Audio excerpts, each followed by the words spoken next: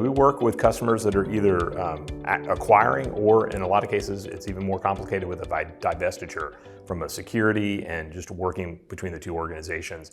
The Quest toolset is fantastic. It helps us tailor the solution. A lot of times, again, as we get into this, we don't know all the workloads that'll be required, and we don't know the level of coexistence that's required. So when we're doing these complex demergers, acquisitions, we find that the Quest toolset provides us with what we need and the flexibility to meet the customer needs.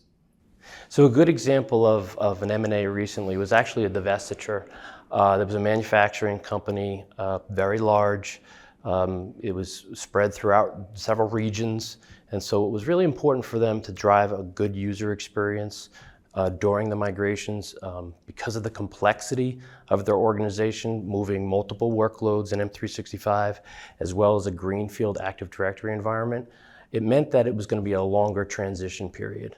And so having the ability to facilitate a good user experience throughout that time was really important for them.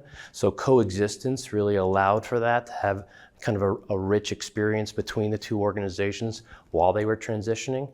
And also having that desktop update agent really helped for the end user to have a good experience throughout, and then finally as they're cut over to the new tenant to really just be up and running the next day.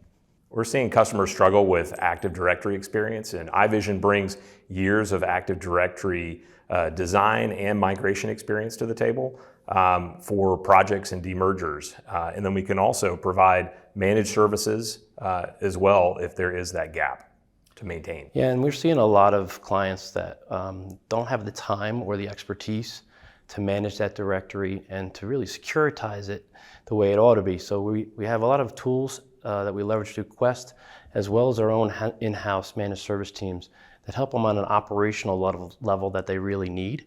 It's going to provide a safety net in many cases, recovery, and just uptime is really going to be driven up because these are critical infrastructure pieces that they can't go without.